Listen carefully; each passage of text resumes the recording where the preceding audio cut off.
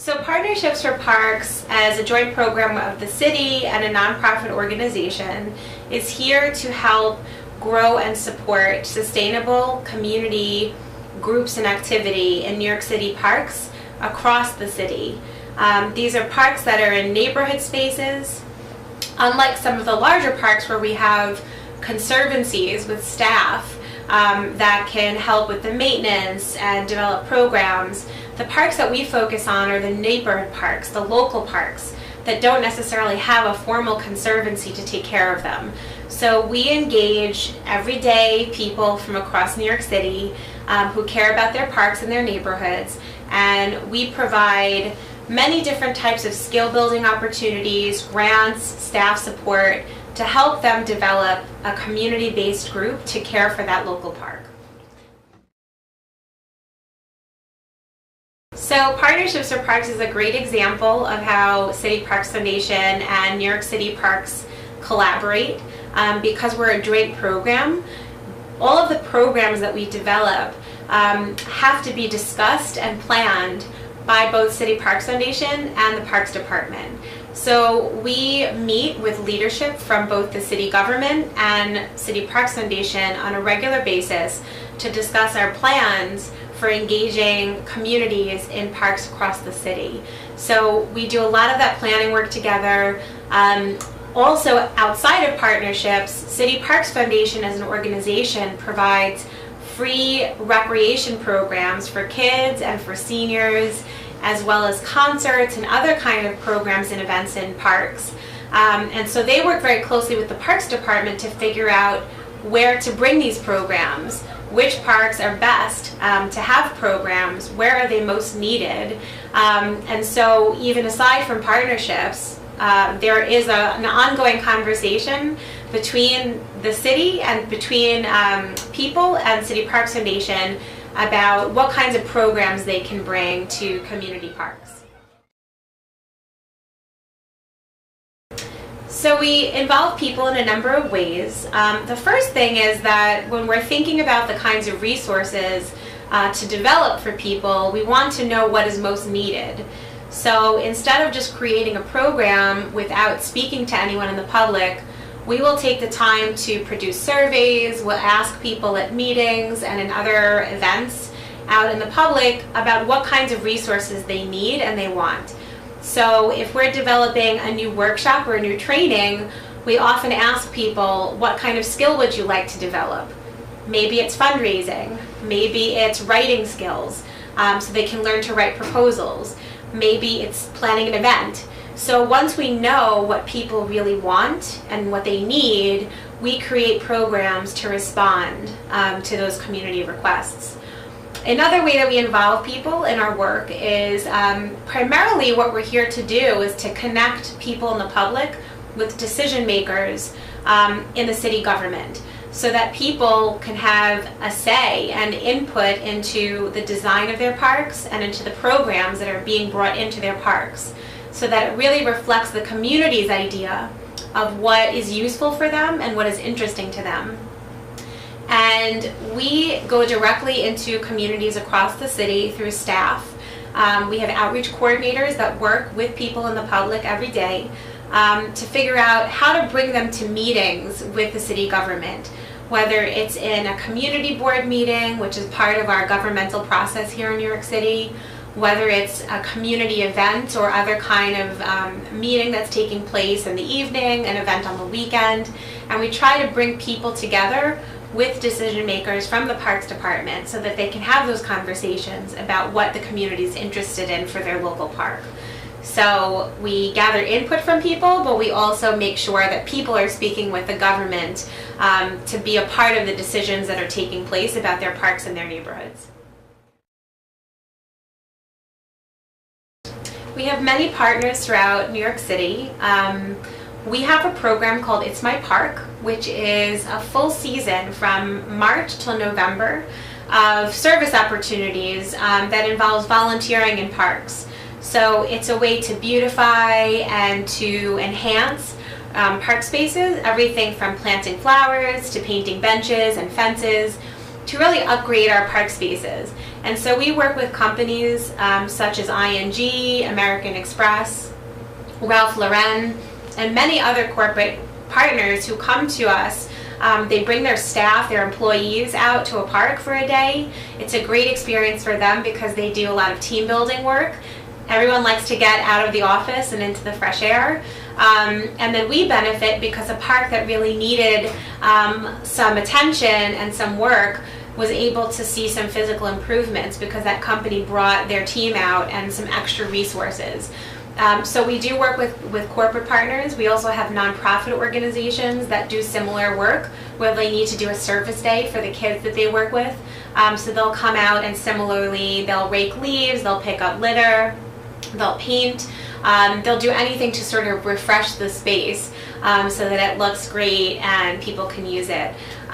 We also work with our community partners. So we have hundreds and hundreds of community-based organizations that are, many of which are very informal. They are not 501c3 organizations as we say here, but they're just groups of neighbors that come together regularly to plan programs, to fundraise, to make their park as great as it can be, and to involve other neighbors. So the idea is that they're always sort of working to grow their networks of people that are taking care of those parks. So we have many different types of partners. And then lastly, we have peer organizations. So there are other organizations who are focused on community engagement work and parks in New York. Some of them are New Yorkers for Parks, New York Restoration Project, IOB. And so we have a number of partner organizations that we work with to make sure that we're being as effective as possible together, and that we're sharing our resources with our collective network of community members that are trying to do this really important work. So we, as a program, have to work in official New York City park spaces. That could be anything from a regular park as we think of it, with a playground or ball fields, to beaches. New York City has many beaches, and so those also fall into the jurisdiction of the Parks Department, as well as street trees. So we have trees, millions of trees throughout the city that people also care for, many of which are on sidewalks and throughout our neighborhoods, in addition to some of the more natural areas that we have in the city. So if it's a Parks Department property, we are allowed to work there. We don't necessarily manage the parks. There is a department within the agency that focuses on maintenance and operations work.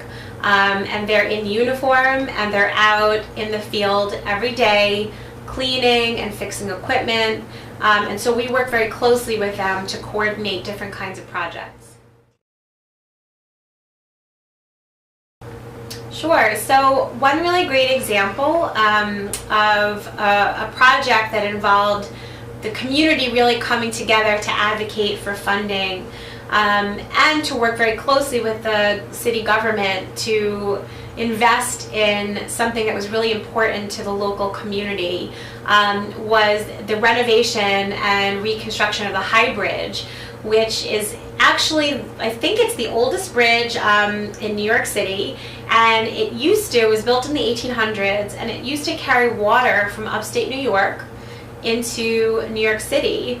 It was also a pedestrian bridge, so people could walk from Manhattan over the water into the Bronx. And a few decades ago, it fell into disrepair, and it was closed to the public. So it wasn't being used as an aqueduct anymore, and it was not available for the public to use as a pedestrian bridge for many years.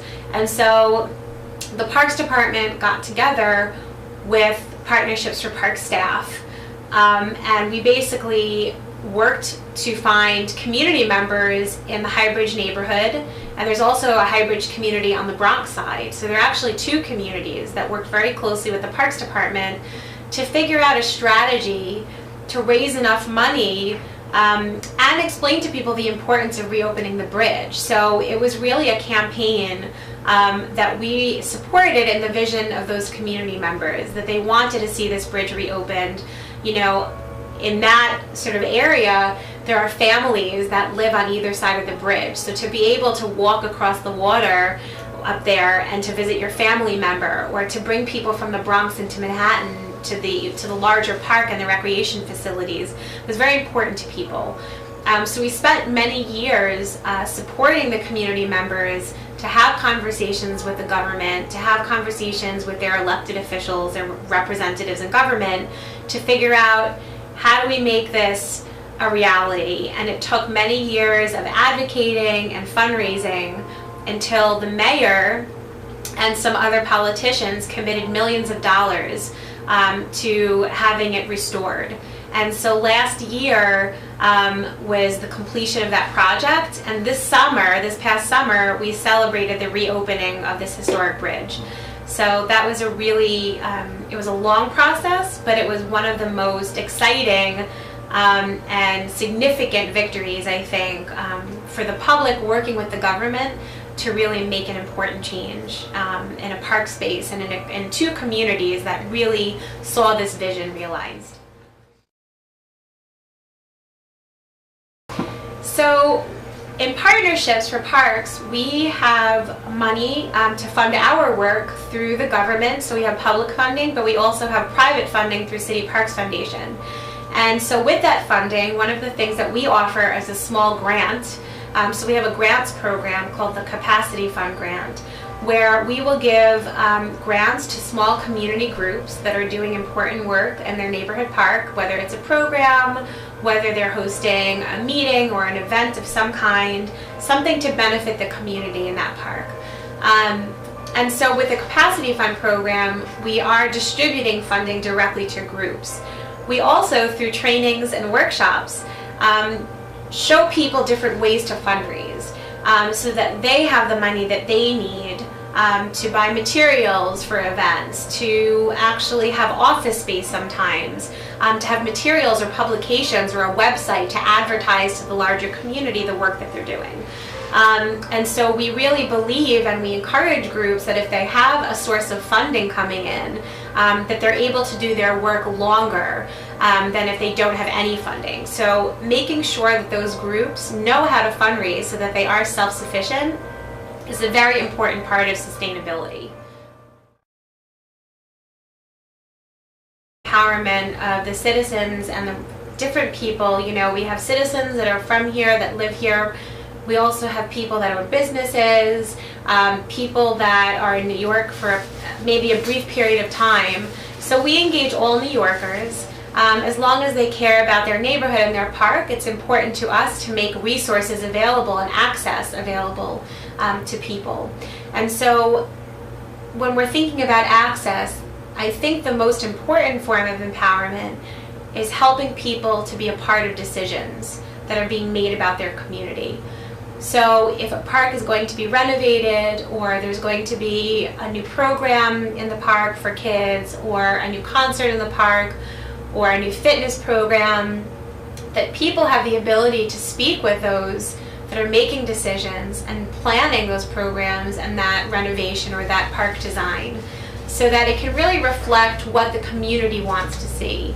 And ultimately, if we have programs that are designed and parks that are designed in the interests of the community, there'll be parks that are better used and respected and better cared for, because people will feel attached to them and people will feel ownership over that space. And so connecting people to the decision makers, I think, is the biggest form of empowerment.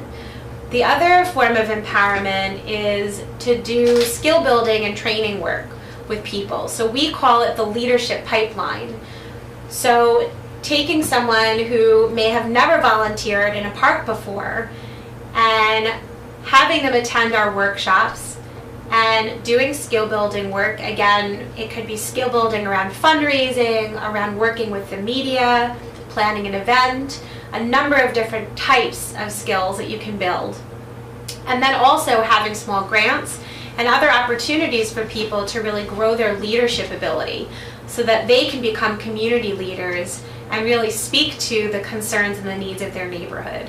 So we feel that by connecting people to decision makers and by providing the skills and tools that people need, together we can really create very dynamic assets for communities in parks and green spaces. Yes. So, in a city like New York, most communities don't have a lot of private land, private backyards. So our parks are our outdoor living rooms, we say. There are common spaces for gathering with our families, with our friends. They're where we go to play, to rest, to breathe clean air and get some sun.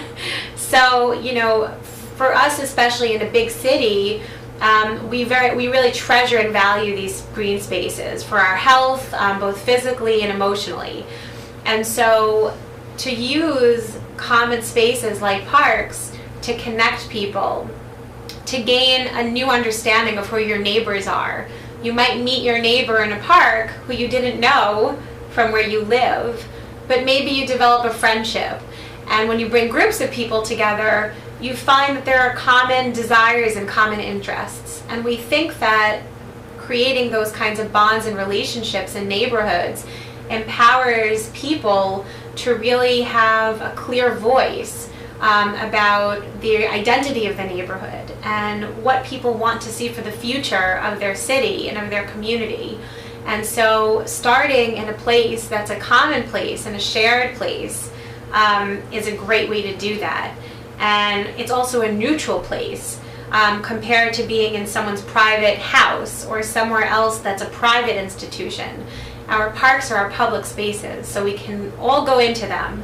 And there's no one that can't go into a park. They're open spaces and they're open to everybody. So we think it's the best place to meet new people, to develop new relationships, and to find out how we together can really shape the city that we see for our future, in our dreams and in our hopes. So communication is very important. We want to make sure, number one, that people know that we're here. Our primary, focus is to support people and to connect people with the Parks Department. So we have to make sure that people know that we're here and what kinds of resources we have to offer. Otherwise, we can't do our job. So we promote using our website. We think our most powerful tool is through people talking to one another. So we have staff that are on the ground every day in neighborhoods across New York City, meeting with people, talking to people, going to the park where people are playing and resting and spending time with their family and having conversations with them about what we have to offer as part of our program. And that if they're interested, that it's all free, and we can help connect them to the resources and the people that they need to contribute to their park and their neighborhood. So making sure that people know that we're here is really critical to us doing our job well.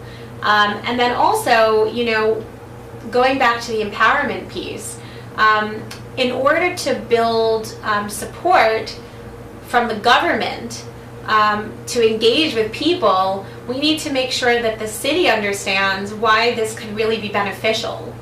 And so having conversations with the city council and with community board leaders and various people that make up the city government, including the Parks Commissioner, who's been very supportive of engaging people in parks, by helping them understand what could benefit everybody and working with the public, we can really move our goals forward.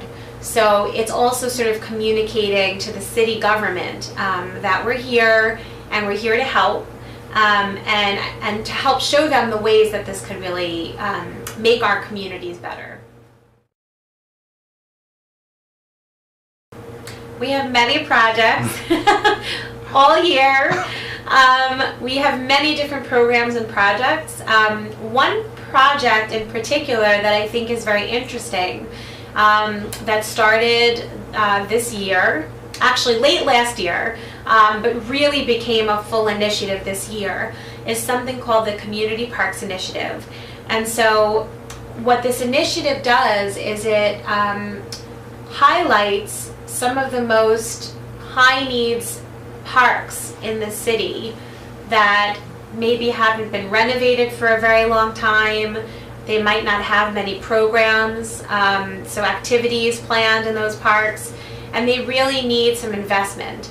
And so the Parks Department is taking the time to work with different people in government and the public to figure out what these parks need, to renovate them, so bring them up to a new level of quality with new playground equipment, adding in green space like trees and other grassy areas and benches.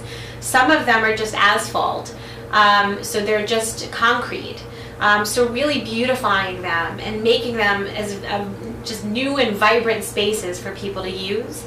And so we are in the process of engaging people around those parks from those neighborhoods to help them form Friends of the Park group to help take care of that park into the future. So once it's renovated, people can be able to, can come in and they can keep the park clean and keep the park beautiful, and they can also plan programs for kids and seniors and teenagers to really help keep the park a vibrant part of the community.